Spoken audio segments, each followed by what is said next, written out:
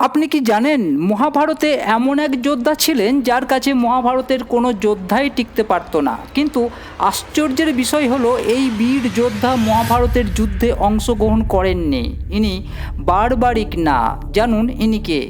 ইনি কেউই নন, বিদুর, যার জন্ম মহর্ষি বেদব্যাসের ঔরসে এক দাসীর গর্ভে হয়েছিল। এদিকে ঋষি মান্ডব্যের অভিশাপে যমরাজকে ধরাতে আসতেই হতো, তাই যমরাজ বিদুর রূপে জন্মগ্রহণ করেন। ভগবান শ্রীকৃষ্ণ এই বিদুরকে গোবর্ধন ধনুক দিয়েছিলেন, যেটা ছিল অজেয়।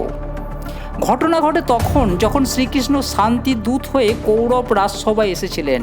শ্রীকৃষ্ণকে অপমান করা হয়েছিল।